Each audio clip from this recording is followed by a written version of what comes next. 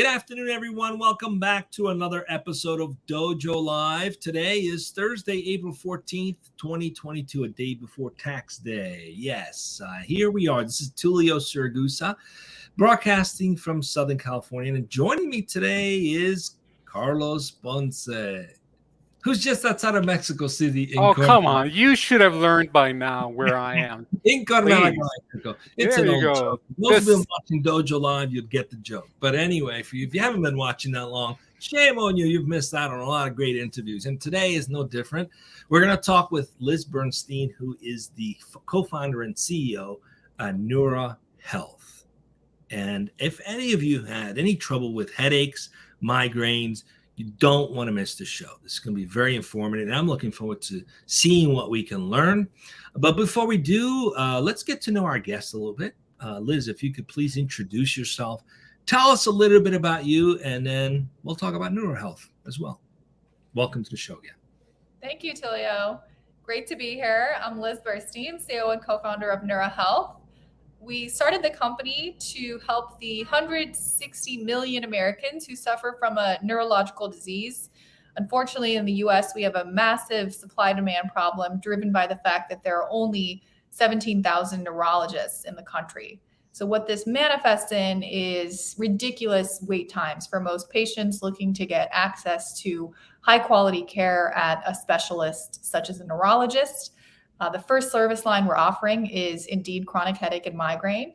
For those who don't know, there are over 150 different types of headache, and 1 in 6 people suffer from chronic migraine.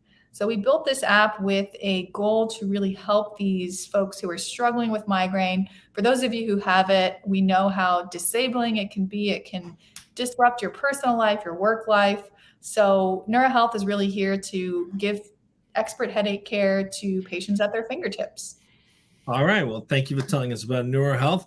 Let's go back a little bit and get to know you. How did you get here? How did you come to this juncture? Tell us a little bit about your background a little bit. And what was that aha moment that you decided with your co-founders to create Neura Health? For sure. Yeah. So I am a Silicon Valley techie. Over the past decade, I've worked in product leadership, product management, always obsessed with building software products that have a core mission of really making a scaled up impact in the end users' lives. So I started out early at LinkedIn. I was a product manager there, worked on the newsfeed, the recruiter product, spent some time in VC. In the past couple of years, I've really fallen in love with the digital health space. I was at ZocDoc, where I worked on the health systems product, really helping hospitals build a more consumer-friendly front door. And most recently, I led product at the Maven Clinic. It's a virtual health clinic helping with women's health and all kinds of different paths to parenthood. I started Neura a few months into the pandemic. I actually had the patient experience that we are working to improve. Over the past couple of years, I've suffered from a sports injury called a peripheral neuropathy. I've seen over 40 specialists across neurology, musculoskeletal specialists, physical therapists, primary care providers. And that has really been my aha moment where I've been really frustrated as a patient. And I've hopped into these Facebook groups where I'm seeing, people who have it even worse, people who have had to leave their jobs due to chronic back pain, chronic migraine, people who have really had to become full-time patients. And I've seen, both firsthand through my own experience and in talking to now thousands of patients, suffering from these different chronic illnesses, whether it be pain, migraine, epilepsy, caregivers of dementia patients, just how disabling these conditions can be. And at the same time, during the pandemic, telehealth skyrocketed out of necessity. So patients adopted it, providers adopted it, and insurance companies started to really see that you can deliver equal, or in some cases even better care through telehealth because of how convenient it is, how the wait times are typically shorter, and how it really gives you this new level of focus between the patient and the provider. And so saw an opportunity to basically build this full stack virtual neurology clinic. Amazing. Love these stories. We had not too long ago someone who started a health tech company because I believe her husband's a surgeon that had really a hard time with scheduling. And when people cancel, it was kind of a nightmare to manage through that. So she created a way to solve that and turned it into a business. So nothing like creating a solution for your personal self that serves the needs of others. So let's see what we can learn today. I love care on demand. It's about time, and it's one of the side benefits, if you will, of the pandemic. It's accelerated that, which is a good thing. So let's see what we can learn today. Carlos, what's our topic? What's the conversation, question, or challenge that we're going to look to uncover today? Of course. Thank you, Tulio. Well, the topic as chosen by our guest today is virtual neurology, headache care at a keystroke. So we're going to be discussing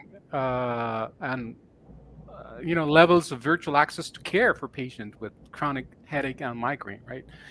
So the first question that I have for you, Liz, is why did you choose this particular topic, and why did you feel it was relevant for today's day and age? Let's start there, please. Thank you. Yeah, so companies like ours, we were really built to close this massive access gap in the specialty area that we're serving.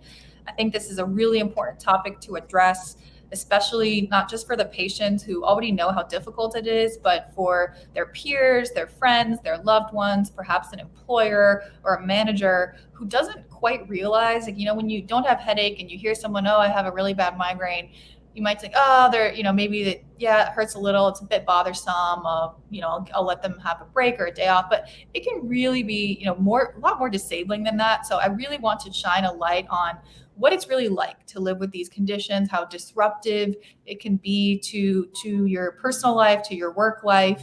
And I want people to understand this so that we can build a heightened level of compassion for these patients. Both, for the public and of course for anyone who is looking to help a loved one or themselves looking for care, raising awareness of the fact that solutions like ours exist. You don't have to, if you're in a rural area, drive 2 hours, sit on a 5-month wait list to get a specialist appointment. You can have that specialist appointment today or tomorrow. So we offer same or next day video visits with board certified neurologists. And really just here to shine a light on A, what it's like as a patient to live with these conditions, and B, what you can do to feel better faster. All right. Thank you so much, Liz. I have one more question, and then I'll pass it on to Tulio, is from the perspective of those viewers who could be watching and who might be listening, hearing or reading for the first time ever, the concept of virtual neurology. Okay. Would you mind explaining what virtual neurology is for these viewers, please, who might be like newbies in the space?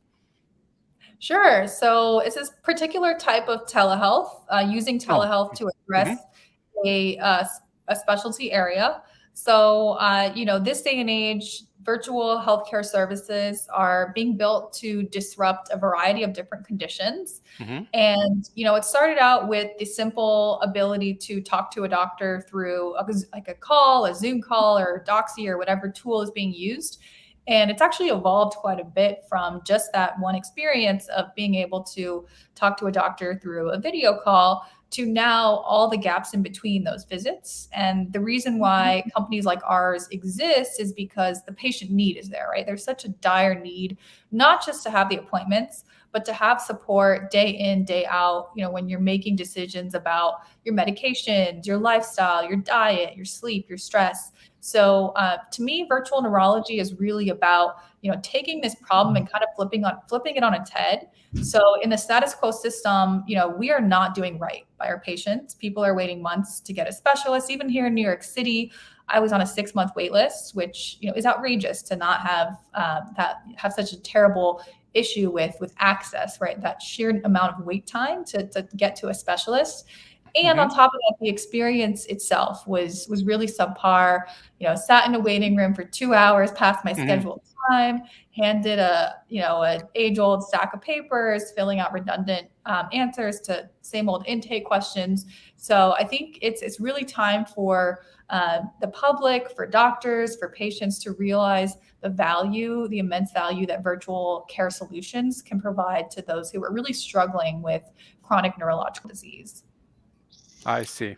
Okay. Thank you so much, Liz. Tulio, back to you. Yeah, I'm curious to unpack this a little bit more. So I can see the value for the patient.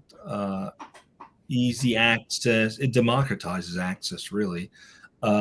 Easy access, on demand, speed, flexibility, all the values that we care about. Yeah. What's the draw for the practitioners to participate? Like, where's the benefit for them as well? I mean, does the wait? I mean, I'm assuming that there's wait time because there's high demand, so there's a lack of supply or availability. How do you get more availability? Does this open it up to more practitioners globally? How does that come into play? Yeah, so the value prop on the provider side is just as important. As you're probably aware, in light of COVID and even before COVID, providers were facing massive issues in burnout, in feeling overworked in their day-to-day lives, working in hospitals, or what's even harder, trying to run your own clinic.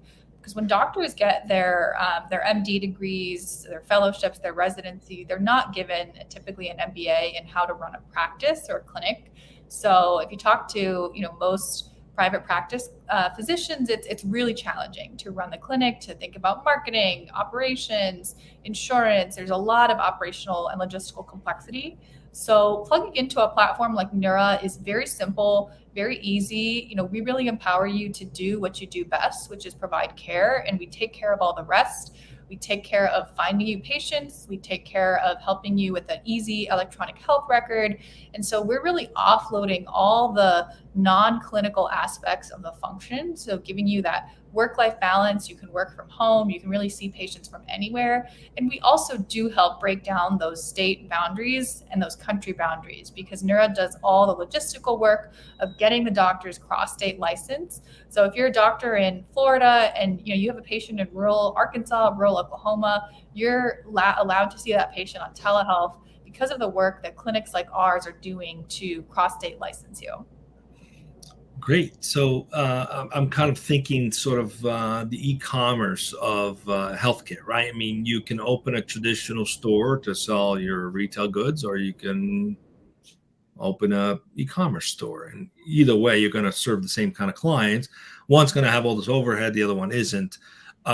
So who's adopting this predominantly on the healthcare provider side? Is it the newer doctors, or like you said, many of the doctors are burnt out, or are you seeing them transform their business model to have more flexibility, work from home? I'm assuming you could pretty much work from here anywhere doing this. And is it enough of a flow for them to sustain their lifestyle, for example? Or is it kind of like an in-between hybrid? What are you seeing in terms of the use cases right now and how it's evolving? Yeah, so in terms of that type of doctor, it tends to attract more forward-thinking, more innovative doctors who really want to be part of something new and part of a tech-enabled experience. I would say it also attracts personas that really want to level up that patient experience, who understand it's not okay for their patients to sit in that waiting room for 2 hours and drive hours to see them. It's not okay to put these redundant papers in front of them. It's not okay for them to have no one to talk to in between appointments. So I think it's both people who are excited about that technology aspect, looking for that work-life balance, and really looking to make a real improvement in the end-to-end patient experience, not just, maximizing appointments day in, day out. And in terms of that, overall experience, so whether it's full-time or part-time, so Neura has full-time physicians working as part of our clinic. We don't really have that moonlighting model where you're working in your clinic during the day and kind of doing this on the side. And a big part of that is because, we think the quality level of the care itself will really be elevated with someone who's really dedicating themselves to this model and being a part of really making it better for the end user. Liz, I can see the value of your solution, especially from the perspective of the medical doctors and the medical practitioners, and the technology itself. Sounds very interesting. But let's go to the patient's side. Okay, let's say that I suffer from migraine and headaches, or severe headaches, and I am aware that I have a problem. Okay, so I can use your solution in a preventive type of mode, right? But what happens when I might, uh, s- let's say that I'm suffering in that moment from a severe migraine. How do I keep your solution in mind as a patient? How do you make sure that your solution is instilled in my mindset, so that I can actually resort to it when needed, when I'm suffering the attack, for example? Does that, I hope I'm making sense. I'm asking from the layman's perspective, so please bear with Yeah. me. Yeah, so it's a really good question. And this has a lot to do with what it's like to have these attacks. They're pretty Hmm. complicated. They're very difficult to deal with. And Yeah. in reality, most people who would be suffering from these attacks would not be doing the appointment, in the moment of the attack.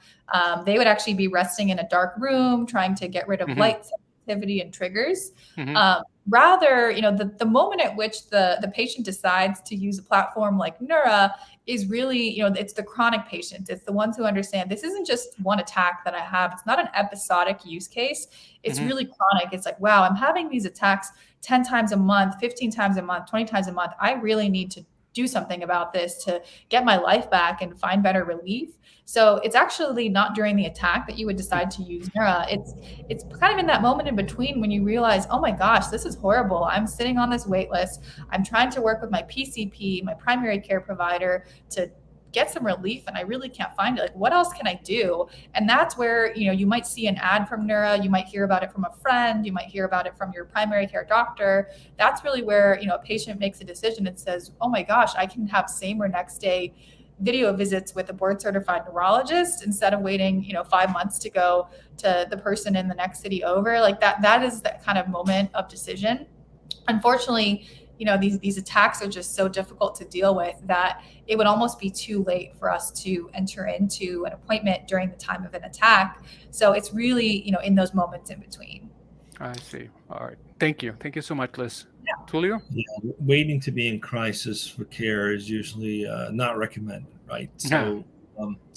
So how does it work with this solution in a situation where someone has been having migraines ongoing, so it's sort of a new patient, but it's been consistent where they need to take care of it, right? So would a physician ask for certain tests to be done, and how is that facilitated? Because everything is remote, but some of these tests you have to go get an MRI or CAT scan or what have you, right? They're physical things done in a facility. So does the platform facilitate all that processing and allow the practitioners then to have the record? So how is that done within the platform? Yeah, so it works very similar to how a brick and mortar visit works. So if you were to go to see a neurologist, you would not get the lab during that appointment. You would not get the MRI during that appointment. You would be referred to a radiology center if it were an MRI or a CT scan. You would be referred out to phlebotomists if your doctor wanted to get blood draw. And so Neura has it works the exact same way. We actually also offer some at-home services with some partners. So for example, with phlebotomy, there are some patients who need to get some blood work done for the doctor to really understand the full picture of what's going on. And so the same way that you would get a referral to a Quest or a LabCorp for that diagnostic test, we can offer that. We also offer it to come to your home. So we can actually work with that partner to send a phlebotomist into your home. It can all be done from there. And we then get the results back, and that impacts our diagnosis. And the insurance is processed the same way any traditional visits. So the practitioner, whatever insurance they take, it's no different than as if you were going to an office, I assume. Exactly. Yeah. So we take a select number of insurances. We're getting more and more insurances as we're becoming a network.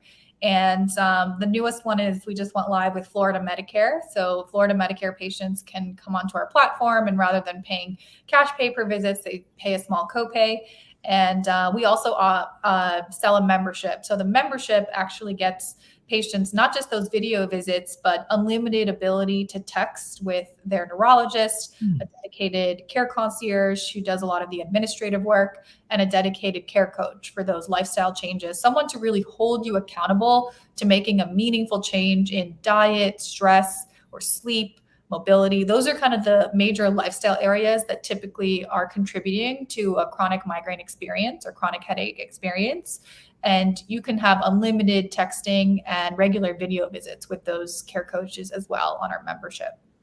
I can attest that those concierge membership models are worth every penny. Having done that for pediatric purposes with my children, just being able to text at any given time the physician for a question, especially if you're a new parent and you're freaking out over something, those are worth their weight in gold. So that's a great feature you guys have. I want to go back a little bit about the practitioners. I read somewhere that the lifespan of most physicians, especially specialists that deal with things like this, or even surgeons, et cetera, unfortunately, is a little short. The amount of stress that they deal with that's conducive to heart disease and strokes and other issues is quite high. Does this improve the quality of life for physicians? It sounds like it does, but I'm curious, do you have any metrics around that in terms of how you're tracking that along as a value statement to physicians who are sort of like on the fence, like, yeah, I'm used to doing things the old way, that perhaps can improve their lives? And is there opportunities in other spaces to expand this, especially in specialty care? And is that something you guys are considering as well? Yeah, it's a great question. So we definitely look at both sides, metrics, both the patient side as well as the provider side. Provider side, all the classic metrics like satisfaction, net promoter score, but also utilization, right? Like how many appointments are we trying to churn out in a day, in a week, in a month, in a year? And the nice thing about our platform is it's leveraging technology to really save the neurologist a ton of time. So in a traditional brick and mortar clinic, there's a ton of time spent, reviewing those paper forms, kind of checking them with the patient, making sure there's a really holistic understanding of what the patient's going through. On Neura, that's all done asynchronously. And we have an intelligence layer we built that takes the headache diary and actually gives the provider a really actionable, clean, easy to read and scan digest of what the patient has been going through. And that saves them a ton of time. So what that means is, the doctor's freed up. They're running around between appointments less. Of course, procedures are definitely a lot more stress-inducing than telehealth appointments. And that's really important to us. We really see it as a win-win, provider side and patient side. Curious. Years ago, I was an advisor to an AI company that started utilizing the platform to look at patterns of care for heart patients. And the big problem there is reentry or relapses. And through this technology, they were able to find a percentage of physicians that were not subscribing, for example, baby aspirin care. And those had a higher level of reentry into hospital or reoccurrences than those who were actually on that care. So the technology was able to point this out and help these physicians accommodate their patients better. Are you collecting this kind of data and sharing that with the practitioners as well in terms of best practices or nuances that they ought to be thinking about based on certain patterns, or is this something planned for the future? What are your thoughts around that? Yes, there's tons of biometrics we're collecting from the patients. Some of them are self-reported, and we're also partner with various devices that are relevant for the different neuro conditions. Brain devices, and there's different devices for epilepsy. So really the fact that we're asynchronously collecting a lot of this information, it gives the doctors a lot more data to work off of. It's less recency bias than an intake form because it's, it's collected in real time. So rather than, as a pain patient, I often get asked in an intake, what's your pain level? Scale of 1 to 10. Now, the reality of pain is it changes wildly day over day, depending on the time of day. There's a lot of different lifestyle factors that impact it. So that's not really a good question for someone who's a chronic patient, because it's less about what is the pain level now. It's more about like, tell me about the pain over the past 5 months, right? That is really the more important question to ask. And so, by collecting this asynchronously, by giving the doctor a summary of what's being collected in a real-time diary, it is really not just improving the convenience, but it also is up-leveling the quality of care. Because like any process or product, the better the data that goes into the system, the better the output. Brilliant. Liz, I'm curious about the following. Are you contemplating as a company, like in the near future, to partner with, let's just as an example, with companies, wearables companies, for example, that you might have, wearing a wristband that can signal some kind of pre symptoms of the migraine that's going to somehow connect to the platform that's going to help you do what you need to do to solve the problem. Is that in store in the near future for the Yes. company? Yeah, 100%. There are so many wonderful technologies being built that are complementary to our service. Mhm. So in the migraine use case, there's a lot of work being done on what's called oculometrics. So it's Mhm. tracking people's eye movements and detecting patterns in that to help inform the migraine diagnosis and migraine best recommended treatment. So 100%, we really are more that middleman, right? The platform that providers and patients are using to relay that data over and then make resulting diagnosis and treatment decisions with. Great. Well, we'll keep an eye on that. Liz, we're approaching the final segment, or the final minutes of today's conversation, and I wouldn't want to end it without asking you specifically about Neura Health, about the company, about specifically about the company, what we call the company culture, what it's like to, let's say, work for Neura Health. We might have viewers out there who you never know, at some point might have an interest and might want to apply for a job at the company, might want to just come work for you. What would you say to these folks that makes Neura a great company to work with and for? Yeah, so we're mission driven. We are delivering an unprecedented level of access. So really we're compassionate, we're empathetic, and transparency and precision, and being results oriented. So those are really our core values that constitute our culture. And we also like to have fun. We just had a virtual cooking event. We're a hybrid team. So some of us sit in New York City, some of us sit on the West Coast. And so we think a lot about how to build a great culture, both in person, but also virtually. So yes, definitely would love to hear about any folks interested in the neurology space and the digital health space. My email's in the captions, liz@neurahealth.co. Great. Thank you so much, Liz. We appreciate it. Thank Tulio, you.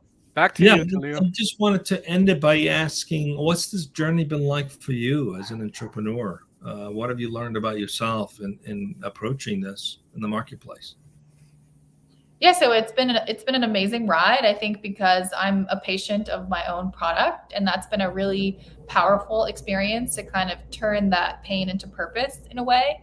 And I've also still been navigating my patient journey, and kind of this is really the app that I wish I had to help me have a better experience with the healthcare system. So it's been an amazing journey. I've spent over the past decade working for really incredible leaders, CEOs that I admire, managers that I admire, and venture capitalists that I really look up to. So it's been an honor to kind of take that learning and that experience and couple it with my own personal patient journey and turn it into this company, which, as you can probably tell, is really a passion project of mine. Fantastic. Well, Liz, it's been a pleasure to have you with us today. Thanks for sharing all this. And we hope that you continue to make a difference in people's lives. And it's always great to hear when both sides get value of a platform, the patient and the provider. And it sounds like you guys have hit the mark with this one. So we wish you continued success. Stay with us as we go off the air in just a second. This is the last show for this week. Come back on Monday for the recap show. We'll recap this week's shows inside of 10 minutes. That's at 12 p.m. Pacific on Monday. And what do we got coming up next week, Carlos? We got two shows, Tulio. On Tuesday, we have Troy Harvey, the founder of Passive Logic. And then on Wednesday, we have Jacob Shohei, I hope I pronounced it correctly, Shohei, the founder of Marco Financial. So that's what we have. We were going to have another one on Thursday, but we had to reschedule it as you know, Tulio, we have our all hands, so we cannot do that. So we have 2 shows, Tuesday and Wednesday, 12 p.m. Pacific, right here on Dojo Live. Join us. Don't miss it. Have a great weekend, everyone. See you again. Have a great weekend.